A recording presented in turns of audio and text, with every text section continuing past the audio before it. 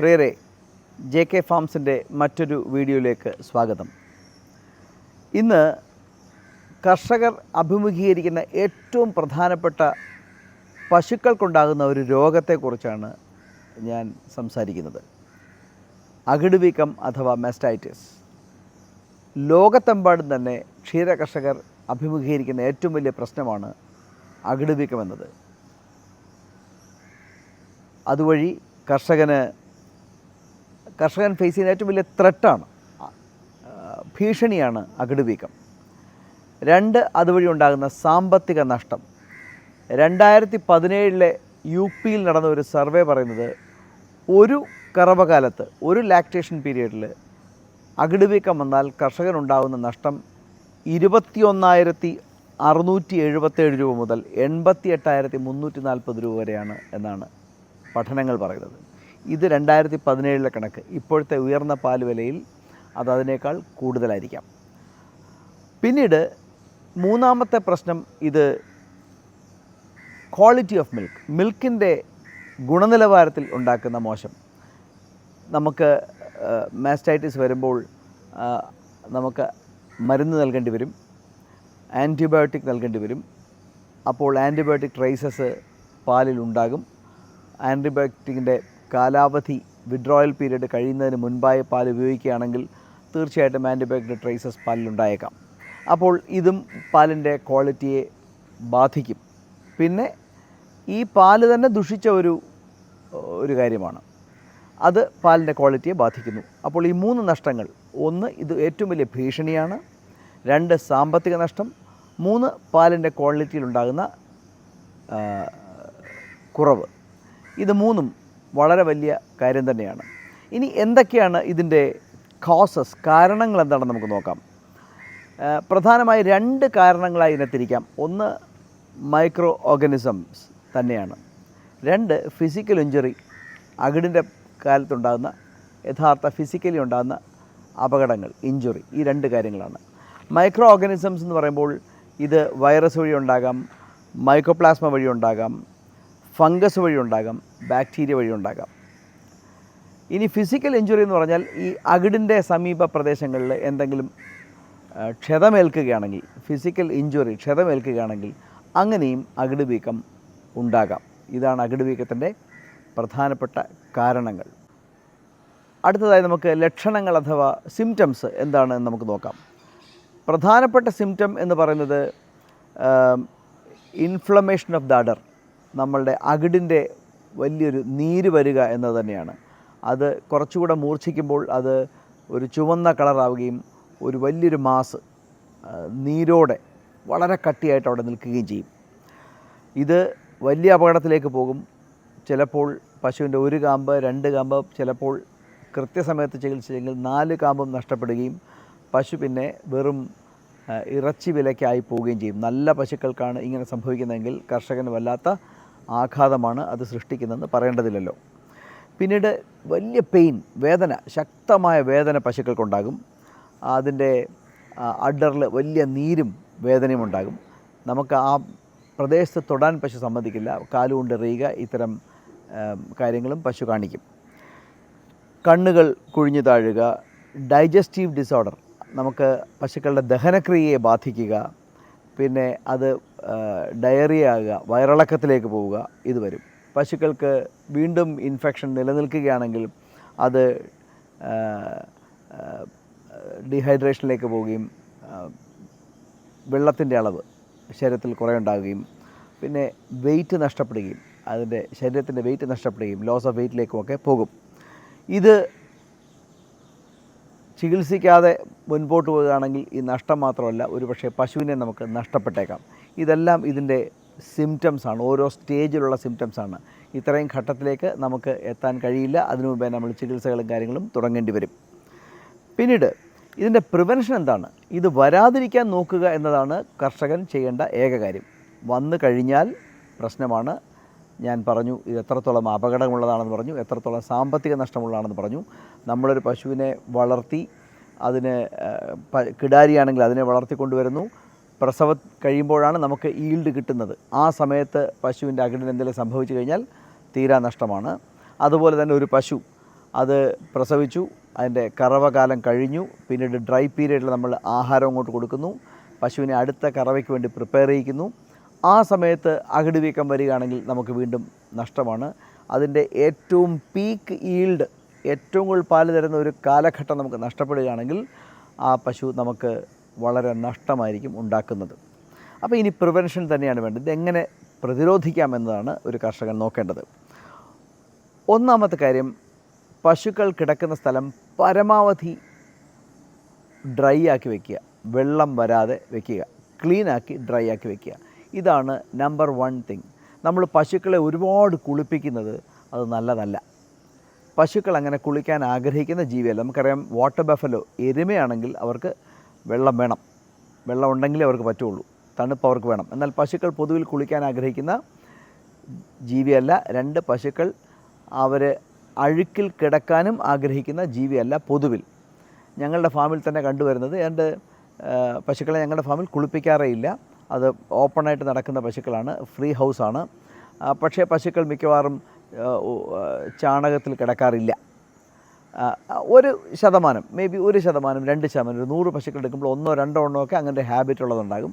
അല്ലെങ്കിൽ പൊതുവിൽ അത് ചാണകത്തിൽ കിടക്കാറില്ല. അപ്പോൾ പശുക്കൾക്ക് നമ്മൾ വെള്ളം ധാരാളം ഒഴിച്ച് കുളിപ്പിക്കുകയാണെങ്കിൽ ഒരു കാര്യം മനസ്സിലാക്കേണ്ടത്, പശുക്കൾക്ക് വരുന്ന അസുഖങ്ങളിൽ നല്ല ശതമാനവും ജലജന്യ രോഗങ്ങളാണ്. അപ്പോൾ കൂടുതൽ വെള്ളം അവർ കൊടുക്കുകയാണെങ്കിൽ അസുഖങ്ങൾ വരാനുള്ള മാധ്യമമാണ് നമ്മൾ തളിച്ചു കൊടുക്കുന്നത്. അതുകൊണ്ട് പൊതുവിൽ വെള്ളം ഉപയോഗിക്കുന്നത് കുറയ്ക്കുക. പക്ഷേ പശുക്കൾ വൃത്തിയായിരിക്കണം എന്നത് വസ്തുത തന്നെയാണ്. വെള്ളം ഒഴിക്കുന്നത് പൊതുവിൽ കുറയ്ക്കുക. കെട്ടിയിട്ട് വളർത്തുമ്പോൾ സ്വാഭാവികമായിട്ടും പശുക്കൾ ചാണകത്തിൽ തന്നെയും കിടക്കുന്നത്. അത് നമ്മൾ അഡർ ഭാഗം മാത്രം മിനിമമായിട്ടൊക്കെ ഒന്ന് ക്ലീൻ ചെയ്ത് വെക്കുക. എങ്കിലും പശുക്കൾ സ്ഥിരം കിടക്കുന്ന സ്ഥലത്ത് ഡ്രൈ ആക്കിയിരിക്കുക എന്നാണ് 1-ാം നമ്പർ പ്രതിരോധ മാർഗം. 2, പശുക്കളുടെ കറവയ്ക്ക് കൊണ്ടുപോകുന്ന സമയത്ത് പശുക്കൾ അഡറും കാര്യങ്ങളും എല്ലാം ക്ലീൻ ആയിരിക്കണം. പശുക്കളെ കറക്കുന്നതിന് മുമ്പേ അഡർ കഴുകുന്നുണ്ടാകും. പക്ഷേ കറവ തുടങ്ങുന്നതിന് മുമ്പായി പശുക്കളുടെ ടീറ്റ്, മുലക്കാമ്പുകൾ ക്ലീനാക്കി വയ്ക്കുക. അത് നമ്മളൊരു ഡ്രൈ ക്ലോത്ത് വെച്ചാണ് ക്ലീൻ ചെയ്യേണ്ടത്. ഒരു പശുവിന് ഒരു ക്ലോത്ത് മാത്രമേ ഉപയോഗിക്കാവുള്ളൂ. നമുക്കൊരു 10 പശുക്കളാണെങ്കിൽ 10 ക്ലോത്ത് കരുതിയേക്കുക. കറവ കഴിയുമ്പോൾ അത് അലക്കുക, വൃത്തിയാക്കി വയ്ക്കുക. അപ്പോൾ രാവിലെയും വൈകിട്ടുമാണ് കറക്കുന്നതെങ്കിൽ 10 പശുവിനാണ് കറവയുണ്ടെങ്കിൽ നമുക്ക് 20 ക്ലോത്ത് വേണ്ടി വരും. ഇന്ന് രാവിലെ കറന്നു, ഒരു പശുവിനെ കറക്കുമ്പോൾ ക്ലോത്ത് കൊണ്ട് ടീറ്റുകൾ വൃത്തിയാക്കുക. ആ ക്ലോത്ത് മറ്റൊരു പശുവിന് ഉപയോഗിക്കരുത്. എന്നിട്ട് അത് അലക്കാൻ കൊടുക്കുക. വൈകിട്ട് വീണ്ടും 10ൻ്റെ സെറ്റ് എടുക്കുക. അപ്പോൾ അത് നമുക്ക് റൊട്ടേറ്റ് ചെയ്ത് ഉപയോഗിക്കാൻ പറ്റും. അല്ലെങ്കിൽ നമുക്ക് ടിഷ്യൂ പേപ്പറും ഉപയോഗിക്കാം. നല്ല വൃത്തിയായുള്ള ടിഷ്യൂ പേപ്പർ ഉപയോഗിക്കാം. ഞങ്ങളുടെ ഫാമിൽ ടിഷ്യൂ പേപ്പറാണ് കാമ്പ് വൃത്തിയാക്കാനായി ഉപയോഗിക്കുന്നത്. ടീറ്റ് ഡ്രൈ ആയിരിക്കണം കറവ തുടങ്ങുന്നതിന് മുമ്പായി. 2, കറവയ്ക്ക് ശേഷം film based iodine, povidone iodine മുക്കുക. ഇത് ഇപ്പോൾ ഇമ്പോർട്ടഡ് സാധനങ്ങളുമൊക്കെ കിട്ടും. അത് ടീറ്റിൻ്റെ ഓപ്പണിംഗ് കുറേ നേരത്തേക്ക് അടച്ചു വയ്ക്കുമെന്നതാണ് ഈ മൈക്രോ ഓർഗാനിസത്തിൻ്റെ ഇൻഫെക്ഷനെ തടയാനായിട്ട് ഉപകരിക്കും. ഇനി ഞങ്ങളുടെ പ്രോട്ടോക്കോൾ എന്താണ്, ഞങ്ങളുടെ ഫാമിലെ പ്രോട്ടോക്കോൾ എന്താണ് എന്ന് നോക്കാം. 1, പശുക്കൾ കറവയ്ക്ക് വരുമ്പോൾ സൂചിപ്പിച്ചതുപോലെ ടീറ്റ് വൃത്തിയാക്കും. ഞങ്ങളൊരു ബയോഫോം എന്നൊരു സാധനം ഉപയോഗിച്ചാണ് ടീറ്റ് വൃത്തിയാക്കുന്നത്. അതൊരു സോപ്പ് പോലൊരു സാധനമാണ്. അത് പൂർണ്ണമായും ബയോഡിഗ്രേഡബിൾ ആയിട്ടുള്ള സാധനമാണ്. അത് കെമിക്കലല്ല, അതൊരു ഇമ്പോർട്ടഡ് സാധനമാണ് ഉപയോഗിക്കുന്നത്. അത് വെച്ച് 4 ടീറ്റിലും മുക്കിയിട്ട് പേപ്പർ ഉപയോഗിച്ച് ഭംഗിയായി വൈപ്പ് ചെയ്യും. അപ്പോൾ 2 ഗുണങ്ങളാണ്. 1, പശു കറവയ്ക്കായി തയ്യാറെടുക്കും, അത് പാല് ചുരത്താൻ തയ്യാറെടുക്കും. 2, ടീറ്റ് ക്ലീനാകും, ഡ്രൈ ആകും. ഇനി കറവ തുടങ്ങുന്നതിന് മുമ്പായി ഒന്ന് സ്ട്രിപ്പ് ചെയ്ത് കളയും. അപ്പോഴാണ് ഞങ്ങൾ ചെക്ക് ചെയ്യുന്നത് മാസ്റ്റൈറ്റിസ് ഇൻഫെക്ഷൻ വല്ലതും ഉണ്ടോ എന്ന് ചെക്ക് ചെയ്യുന്നത്. ഇനി ഇല്ല എങ്കിൽ ക്ലസ്റ്റർ പിടിപ്പിക്കും, കറവ തുടങ്ങും, കറവ തുടരും, കറവ അവസാനിക്കും. കറവ അവസാനിക്കുമ്പോൾ ക്ലസ്റ്റർ സ്വാഭാവികമായിട്ടും ഓട്ടോമാറ്റിക്കലി ഡിറ്റാച്ച് ചെയ്ത് പോവുകയാണ് ചെയ്യുന്നത്, പാർലർ സിസ്റ്റം ആയതുകൊണ്ട്. അതിനുശേഷം വീണ്ടും ഒന്നുകൂടെ സ്ട്രിപ്പ് ചെയ്ത് ആ പാൽ അവിടെ തന്നെ കളയും. എന്തെങ്കിലും കുറച്ച് ഒരു 2-3 ഒരു കുറച്ച് ഡ്രോപ്പുകൾ ഉണ്ടാവും, അതങ്ങ് കളഞ്ഞു എന്ന് പറഞ്ഞാൽ അകിടിൽ പാല് നിൽക്കാൻ അനുവദിക്കില്ല എന്ന് ആണ് മനസ്സിലാക്കേണ്ടത്. അതിനുശേഷം നമ്മൾ അയഡിൻ, പോവിഡോൺ അയഡിൻ അല്ലെങ്കിൽ ഇമ്പോർട്ടൻറ്റ് സൊല്യൂഷൻ ഞാൻ പറഞ്ഞത് അത് മുക്കും. അപ്പോൾ അതിൻ്റെ കോട്ട് ഒന്ന് അടഞ്ഞിരിക്കും. ഇനി ഈ ടീറ്റിൻ്റെ വിടവ്, പാല് വരുന്ന വിടവ് 45 മിനിറ്റ് നേരം ഓപ്പണായിരിക്കും. പശുവിൻ്റെ കറവ എന്ന് പറയുന്നത് അതിൻ്റെ ആരോഗ്യം വലിയ തോതിൽ ടെമ്പററി ആയിട്ടെങ്കിലും ഒരു നഷ്ടപ്പെടുന്നൊരു കാര്യമാണ്. കാരണം വലിയൊരു കാൽഷ്യം ഡ്രെയിനാണ്. ഒരു കറവയിൽ ഒരു നേരം ഒരു 10-12 ലിറ്റർ പാല് തരുന്നൊരു പശു 12 ലിറ്റർ പാലാണ് തരുന്നത്. അത്രയും കാൽഷ്യം ഡ്രെയിനാണ് ഉണ്ടാകുന്നത്. അപ്പോൾ അത് സ്വാഭാവികമായിട്ടും കറവ കഴിയുമ്പോൾ ഒന്ന് കിടക്കാൻ അത് പശു ഒരു വ്യഗ്രത കാണിക്കും. ആ സമയത്ത് ഈ പറയുന്ന കിടക്കുന്ന സ്ഥലത്തൂടെ ഈ തുറന്നിരിക്കുന്ന കാമ്പിൻ്റെ വിടവിലൂടെ മൈക്രോ ഓർഗാനിസംസ് ഉള്ളിൽ കിടക്കുകയും അങ്ങനെയാണ് മാസ്റ്റൈറ്റിസ് പൊതുവിൽ ഉണ്ടാകുന്നത്. അപ്പോൾ പശുവിനെ കിടക്കാൻ അനുവദിക്കരുത്. അതിനായിട്ട് എന്ത് ചെയ്യണം? കറവ കഴിഞ്ഞ് വരുമ്പോൾ ഫ്രഷ് ആഹാരം പശുവിന് മുമ്പിലുണ്ടാവണം. ഫ്രഷ് ആഹാരം പശുവിന് മുമ്പിലുണ്ടെങ്കിൽ കറവ കഴിഞ്ഞ് വരുമ്പോൾ പശുക്കൾ ഒരിക്കലും കിടക്കില്ല. പശുക്കൾ സ്വാഭാവികമായിട്ടും അത് നിൽക്കും. ഒരു 45 മിനിറ്റ് കഴിഞ്ഞിട്ടൊക്കെ അത് കിടക്കുള്ളൂ. ആ സമയത്തേക്ക് ഈ ടീറ്റിൻ്റെ അടവ് പൂർണ്ണമായും സ്വാഭാവികമായിട്ട് അടയുകയും പിന്നെ ഇൻഫെക്ഷൻ ഉണ്ടാകാനുള്ള ചാൻസ് കുറയുകയും ചെയ്യും. ഓരോ നേരത്തെയും കറവ കഴിയുമ്പോൾ മിൽക്കിംഗ് മെഷീൻ്റെ ക്ലസ്റ്ററുകൾ നന്നായി ചൂടുവെള്ളത്തിൽ കഴുകുകയും പിന്നീട് അതിനുശേഷം പൊട്ടാസ്യം പെർമാംഗനേറ്റിൽ മുക്കി വയ്ക്കുകയും ചെയ്യുക. ഏതെങ്കിലും പശുക്കൾക്ക് മാസ്റ്റൈറ്റിസ് ഉണ്ടെങ്കിൽ അതിനെ ഒടുവിൽ മാത്രം കറക്കുക, അല്ലാതെ നേരത്തെ ആദ്യം കറക്കരുത്. അതും നല്ലൊരു രീതിയാണ്. ഇതാണ് ഞങ്ങളുടെ ഫാമിൽ പൊതുവിൽ ഞങ്ങൾ ചെയ്യുന്ന കാര്യം, ഞങ്ങളുടെ ഇൻഫെക്ഷൻ കൺട്രോൾ ചെയ്യാനായിട്ട് ചെയ്യുന്ന കാര്യം. ഇത് ഇങ്ങനെ ചെയ്തു കഴിഞ്ഞാൽ മാസ്റ്റൈറ്റിസ് വളരെ കുറയുന്നതായിട്ടാണ് കണ്ടത്. ഇനി എൻ്റെ ഫാമിൽ മാസ്റ്റൈറ്റിസ് ഒരു വലിയ പ്രശ്നമായിരുന്നു. എന്നാൽ കഴിഞ്ഞ ഒരു 1.5 കൊല്ലത്തിനിടയിൽ ഒരൊറ്റ പശുവിന് മാത്രമാണ്, 2 പശുവിന് മാത്രമാണ് മാസ്റ്റൈറ്റിസിൻ്റെ ഇൻഫെക്ഷൻ വന്നത്. അത് ഞങ്ങൾ എങ്ങനെ ഞങ്ങളതിനെ അതിനെ ഓവർകം ചെയ്ത് മുൻപോട്ട് പോയത് എങ്ങനെയെന്ന് ചോദിച്ചു കഴിഞ്ഞാൽ 3 times മിൽക്കിംഗ്, 3 തവണ മിൽക്കിംഗ് എന്ന പ്രോട്ടോക്കോളാണ്. പ്രസവം കഴിഞ്ഞു വരുന്ന പശുക്കൾ ഏതാണ്ട് എല്ലാം തന്നെ ഞാൻ നേരത്തെ പല വീഡിയോകളിൽ സൂചിപ്പിച്ചുകൊണ്ട് 27 ലിറ്റർ പാലിന് ഒക്കെ തരുന്ന പശുക്കളാണുള്ളത്. അപ്പോൾ ഞങ്ങൾ ഇവരെല്ലാം ഒരു ത്രഷോൾഡ്, ഒരു ലിമിറ്റ് നമ്മൾ വയ്ക്കുക. ഒരു 20 ലിറ്റർ പാൽ അല്ലെങ്കിൽ 22 ലിറ്റർ പാലിന് മുകളിലുള്ള എല്ലാ പശുക്കളെയും 3 നേരം കറക്കുക. അപ്പോൾ അവരുടെ പാല് അകിടിൽ കെട്ടിക്കിടക്കില്ല. അത് മാസ്റ്റൈറ്റിസ് തടയാനുള്ള ഒരു നല്ലൊരു കാര്യമായിട്ട് ഞങ്ങളുടെ അനുഭവത്തിലൂടെ മനസ്സിലാക്കിയിട്ടുണ്ട്. അപ്പോൾ 3 നേരം കറക്കുക. 3 നേരം കറക്കുമ്പോൾ ഓർക്കേണ്ടത് 3 നേരം കറവ് കഴിഞ്ഞ് വരുമ്പോൾ ഭക്ഷണം 3 നേരമായി കൊടുക്കണം. അതും പ്രധാനമാണ്. കാരണം ഞാൻ നേരത്തെ സൂചിപ്പിച്ചത് തന്നെ. അപ്പോൾ ഫ്രഷ് ഫീഡ് കഴിക്കാനായിട്ട് അവർ നിൽക്കുകയും അവരുടെ അകിട് വീക്കം ഉണ്ടാകാതെ അവർ രക്ഷപ്പെടുകയും ചെയ്യും. ഇത് ഞങ്ങൾ ചെയ്യുന്ന കാര്യമാണ്. ഇനി അകിട് വീക്കം വന്നാൽ സ്വാഭാവികമായിട്ട് നമ്മൾ ട്രീറ്റ്മെൻറ്റിലേക്ക് പോകേണ്ടി വരും. ഞാൻ ട്രീറ്റ്മെൻറ്റിനെക്കുറിച്ച് ഒന്നും തന്നെ പറയുന്നില്ല. ഏത് ആൻറ്റിബയോട്ടിക് ഉപയോഗിക്കണം എന്നൊന്നും പറയാൻ എനിക്ക് എവിടെ സാധാരണ ഡോക്ടർമാർ പ്രിസ്ക്രൈബ് ചെയ്ത് ഞങ്ങൾ ഉപയോഗിക്കുന്ന ട്രീറ്റ്മെൻറ്റ് എന്താണെന്ന് അറിയാം. പക്ഷേ ഞാനത് പറയുന്നില്ല. കാരണം ഞാനൊരു വെറ്റിനറി ഡോക്ടറല്ല, അതിൻ്റെ നോളജ് എനിക്കില്ല. ഞാൻ പറയുന്നത് ശരിയല്ല എന്നതുകൊണ്ട് ഞാൻ പറയുന്നില്ല. സ്വാഭാവികമായിട്ടും ട്രീറ്റ്മെൻറ്റ് ആവശ്യമാണെങ്കിൽ നമുക്ക് ഒരു വെറ്റിനറിയൻ്റെ സഹായം തേടേണ്ടി വരും. ഇനി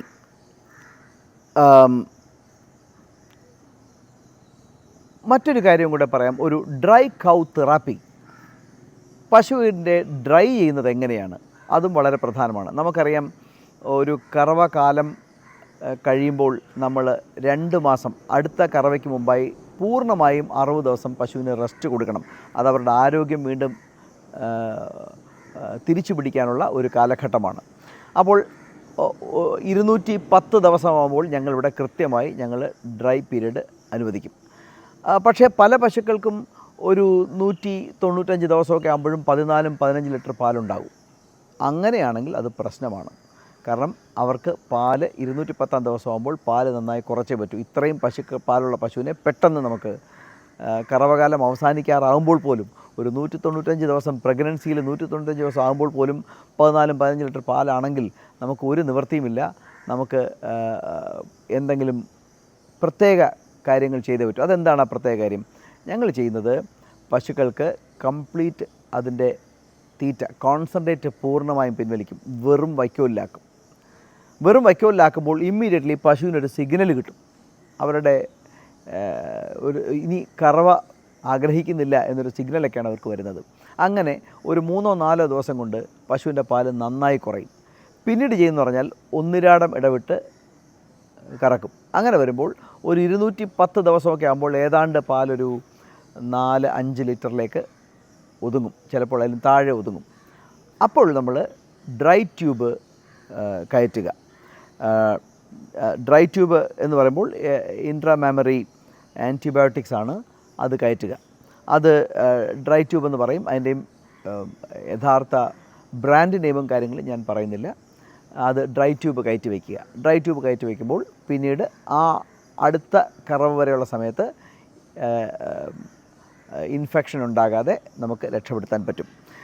ഇതെല്ലാം ചെയ്താലും ചില പശുക്കൾ ഓരോ കറവയിലും ഇത്തരം പ്രശ്നങ്ങൾ കാണിക്കും.